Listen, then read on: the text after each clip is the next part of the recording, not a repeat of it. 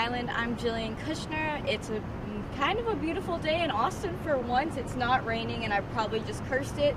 So let's get started. Y'all had ridiculously great questions this week. I know I always say that, but I really mean it this time. I promise. Austin X asks, how's UT's medal count in this Olympics as compared to other schools? Texas finished fourth. As you know, I actually filmed this last Thursday, and then right as I'm editing it, I'm seeing other Longhorns winning medals, and the count was off. UT last week when I filmed this was 8th, and they moved up to 4th, which is just awesome. Won a ton of medals those last 2 days, so congrats to UT.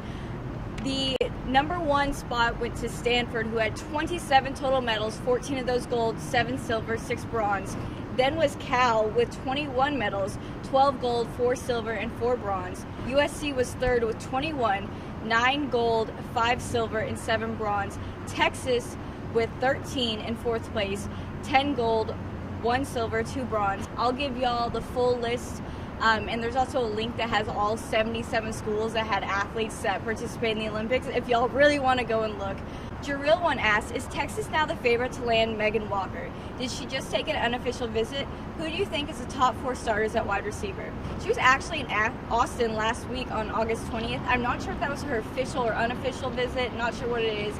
As I've always said, Texas has a very good chance of getting her, but UConn's also in the running, and as I've said, UConn can promise her a national championship, but Texas can promise her a starting role. As far as these wide receivers go, John Burt is number 1, because you guys know I love John Burt. I would also then go with Colin Johnson, Lorenzo, Joe, and maybe Gerard Hurd. I don't know. I know Lorenzo's battling some injuries, so I'm not sure about that.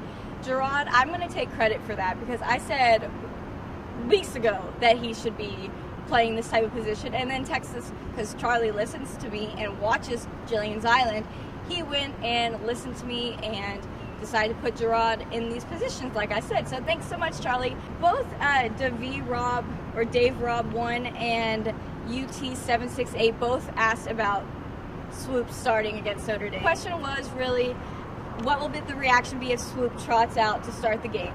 And you know, I'm going to answer both of y'all's question because you both kind of asked the same thing. I said this last week, in that I do think it's a very good idea to start someone else other than Shane against Notre Dame. I'm not saying it has to be Tyrone. It could be Gerard, it could be Kyle Oxley, or maybe Vince Young wants to go and use that last year of eligibility he has. I don't care who it is, but Shake Michelle's going to be terrified when he walks onto that field.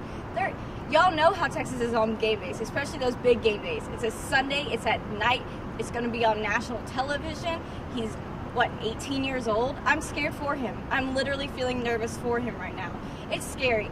If you start Shane, he goes out there, he's going to make a mistake. He's going to. Let's say he throws an interception.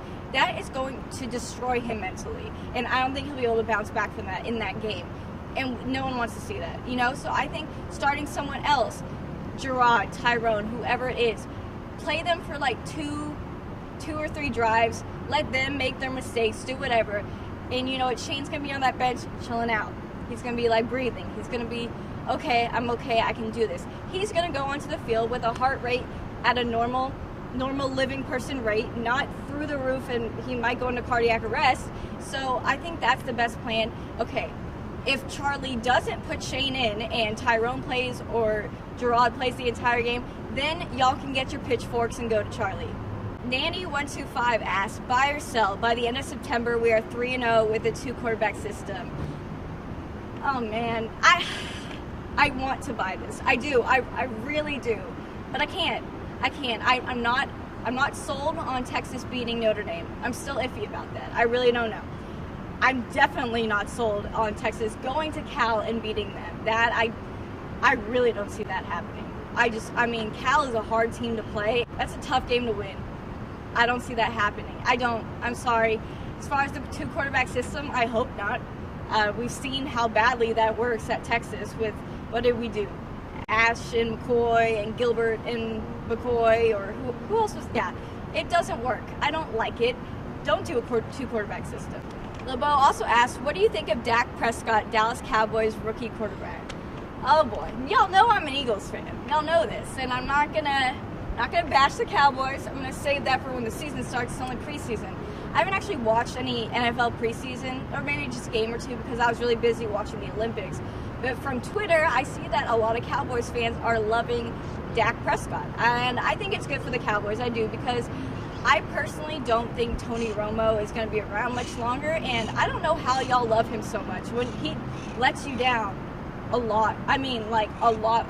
Like, he lets y'all down so much. I don't understand. I mean, and you guys are so loyal to him. So maybe this is the breath of fresh air Cowboys fans need, because Tony Romo has never been the answer y'all needed to any question, unless the question was who's not a good quarterback. Schindler86 asks, having lost a stellar group of seniors to graduation last year, do you predict that the UT women's volleyball team will have the leadership and experience to live up to their lofty ranking at number 2 and contend for a national championship? It'll be tough.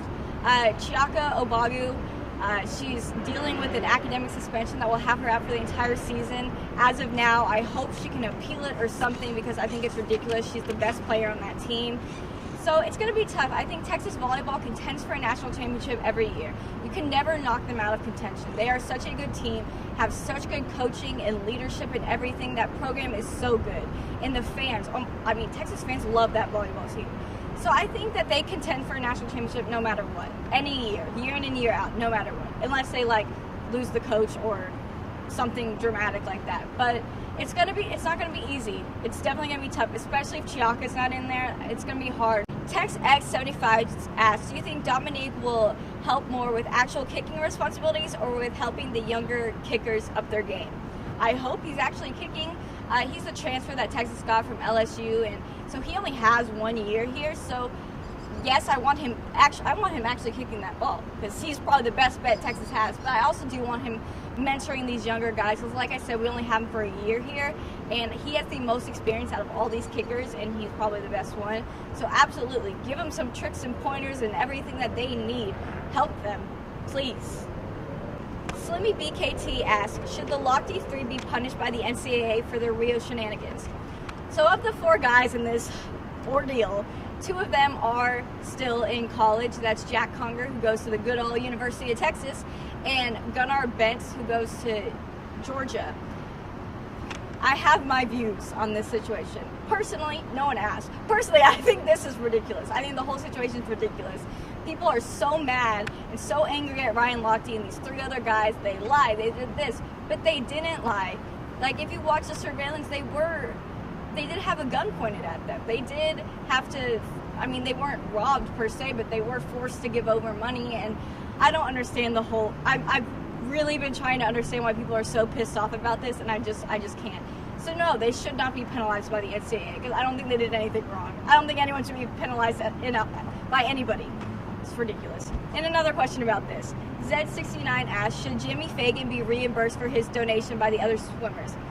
This is an interesting question. So Jimmy Fagan had to pay up about $11,000 to Brazil, I don't know what it was. It was a deal that he made with Brazil, and this is what they decided on. I don't know. First of all, that's a lot of money. Like, this isn't an NBA player who's spends that much on a pair of socks, okay? This is a swimmer. They don't get that type of money. He's not Michael Phelps. Ryan Lochte does have that type of money, but not Jimmy Fagan. So that's a lot of money. Should the other guys reimburse him? Sure, Ryan Lochte will be fine. They shouldn't fine those college guys, because I know that they don't have that money. $11,000, that's basically UT's tuition. So, it's a lot of money. It's ridiculous. Like I said, I find this whole situation stupid. I don't know why it's a big deal. No one should be paying that much money for this. Why? I don't understand. Next question is from Sentex Horn.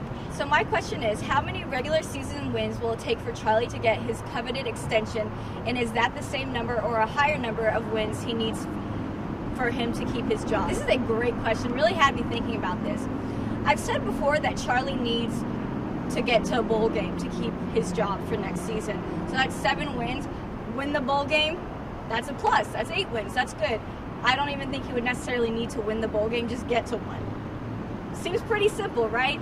As far as an extension, that's way higher. I think you gotta win the Big 12, because we're gonna be getting a championship game soon-ish, hopefully. I think has to win a Big 12 title, make it to the playoffs, something around that. Yes, that's a high stakes, but that's what Texas has high standards, right? Mac Brown was given his extension in 2007 after winning a national championship and having a 10-win season. Y'all remember that 2006 season? You know, it was post Vince Young. We had Cole. We weren't really sure how to feel about him. That was seen as like not a very good season. And there was 10 wins. Things have clearly changed around Texas, and I don't like that it's changed. And someone's asked me that before, is why we lower the standard for Charlie, and we shouldn't have. We absolutely shouldn't have. Fred R512 asked, I got so tired of some posters hate, I started putting anyone with a hint of hate on ignore. It is making the site much more enjoyable for me. Do you put anyone on ignore, and if so, for what reason? I actually don't. I've never put anyone on Orange Bloods on ignore because everyone's really nice to me. So thanks, guys. I appreciate y'all being so nice to me. And anytime someone said something somewhat negative, one of y'all just jumps in and defends me, which is awesome. Y'all are honestly the best. Thank you.